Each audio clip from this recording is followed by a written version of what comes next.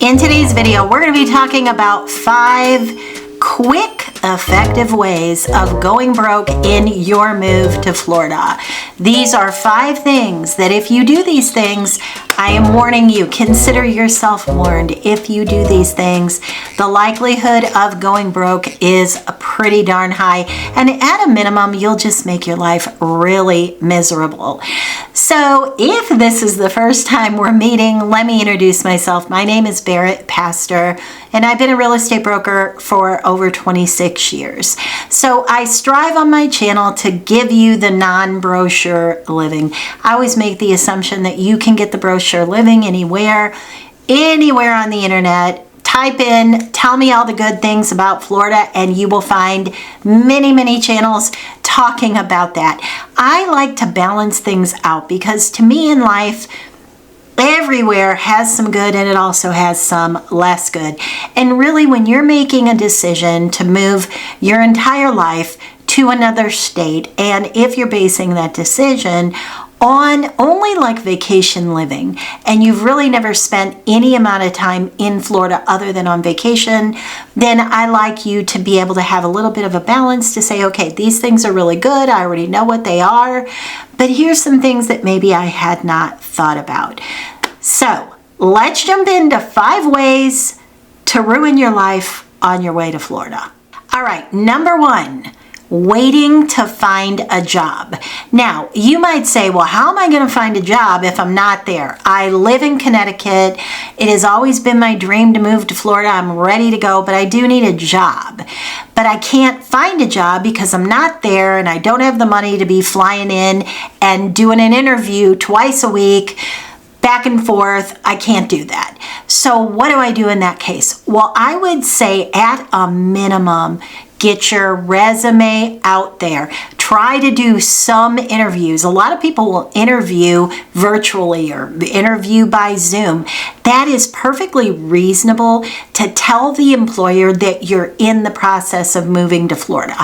What will create a hindrance is if you send a resume with your address in Connecticut and you put nothing in your opening letter. So if in your cover letter to that employer, you're very specific and you mention that you are in the process of moving to Lakewood Ranch, or you're in the process of moving to Venice, Florida, or wherever it is, then they know that you're actually coming. What employers don't like, and I hear this all the time, is that people will call, they'll say, are you hiring?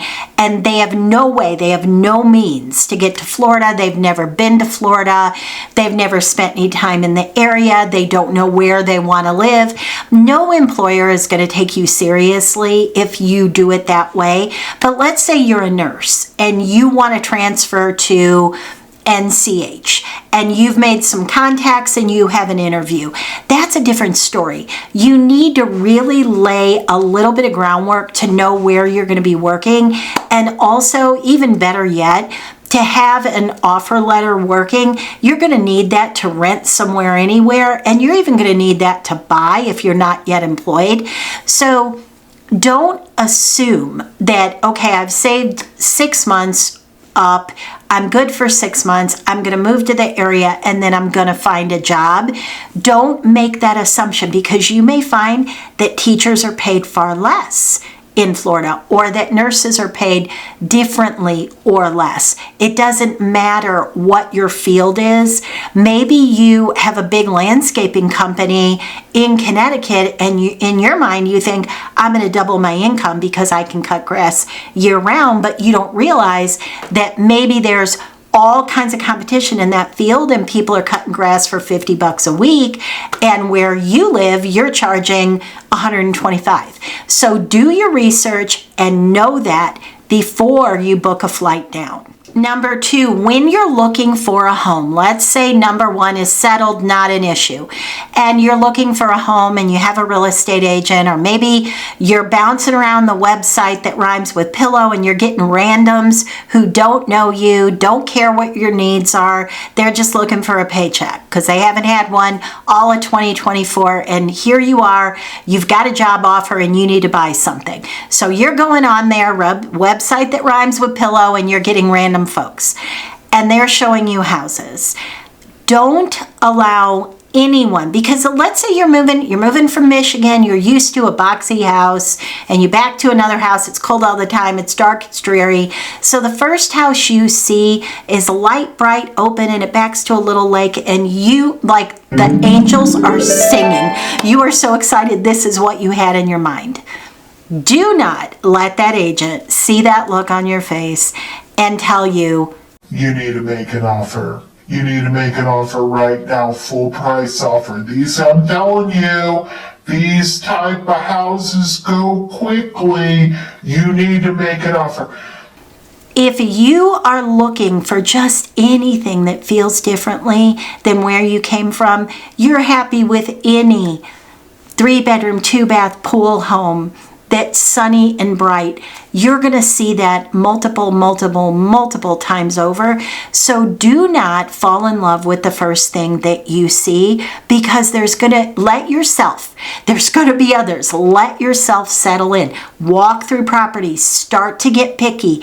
You never want to stop on house one and go, this is the one.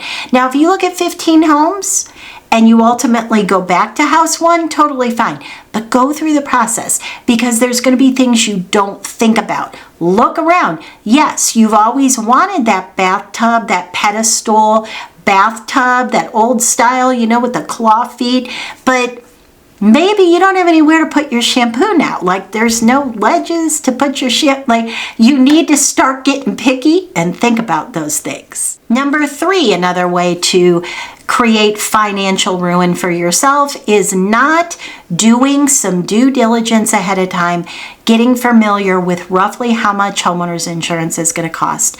Does the community have a fee? I cannot tell you how many. I just had this last week during a consultation that I did with someone. It was mentioned, a community was mentioned that has an enormous downstroke to move into. So there's an upfront fee to move into the community, and then the monthly fee is very, very high. Well, this person had seen this home thinking this was the one that he wanted. He saw the home, fell in love with it, looked at the amenities, thought it was going to be perfect, and no one told him. He had talked to 2 of those agents that rhyme with pillow. He had talked to 2 of them. Nobody mentioned the enormous downstroke or the fact that the fees to live in the community were about $1,100 a month. He had no idea. So make sure you're doing your due diligence in that regard. Don't think just because you saw it on the internet that it's accurate. Also, flood insurance. Are you in a flood zone? Even if you think you may not be and you're looking around, you're like, how could it be?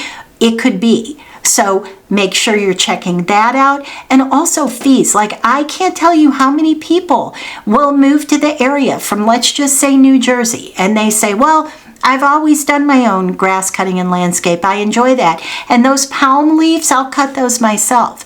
Well, what you may not know is those light, fluffy palm leaves weigh like 50 pounds, 100 pounds. They're super heavy. They have, like, I don't know the word I want to use, stickers. Like, your arms will get all cut up. Sometimes you think you can do the landscaping in an area that you really cannot, and that is why there's landscapers that cut the grass every week and do the trimming and cut the trees, because it's really difficult for regular Joe to do that himself. Number 4, if you don't have multiple exit strategies, you might have big problems. Because if you think, you know what, you're all excited, you sold your house in Michigan, you're moving to Florida, you found the perfect house in Estero, you're super excited, and so is your family, and you can't imagine that you would ever want to move here. 3 years down the road, the newness wears off, you start to miss family, you start to become a little bit homesick, and you decide that you can deal with the cold weather up north. In fact, you kind of miss it. You miss the snow at Christmas time, and you know what? You want to go home. You ran the Florida experiment for 3 years, and you're ready to go home. If you have not built in some exit strategies, let's say you paid top of the market, and now you're in an upside down position.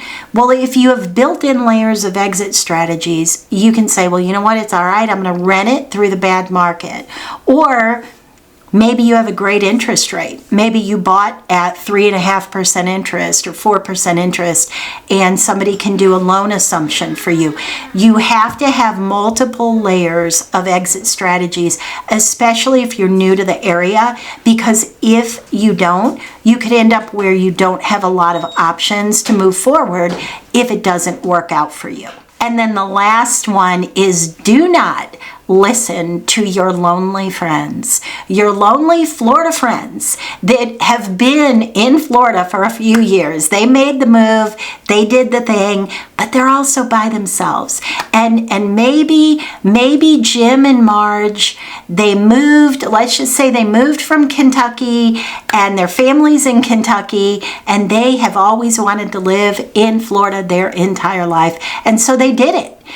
But now they've been there for a year, and their sister, their brother, the grandkids, their whatever, the relatives, friends, nobody's coming to visit anymore. They came down, they got to see how they were living. Oh, look, that's great for you, awesome.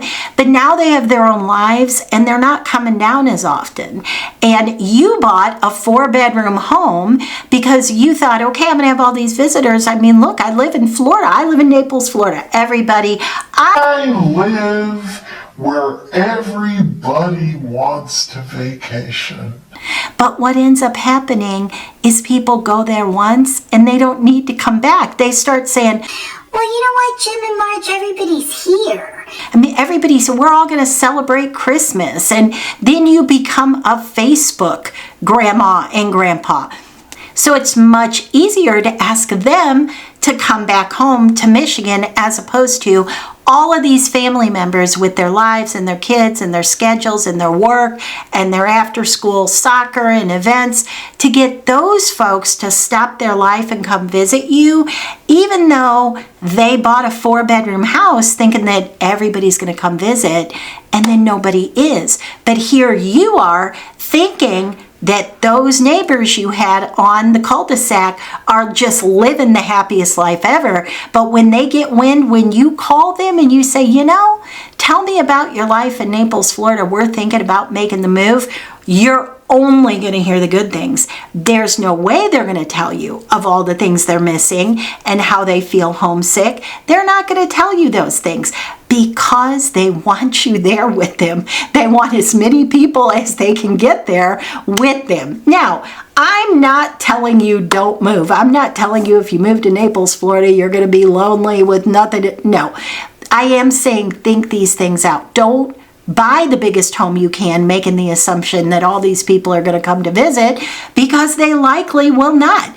Don't overextend yourself buying something with 2 extra guest bedrooms and 2 extra bathrooms because you think the grandkids are going to come visit, and then they don't. They say, Grandma and Papa, we'd rather go do this or that with our friend. We're going to the Lake of the Ozarks. We don't even want to go to Naples, Florida.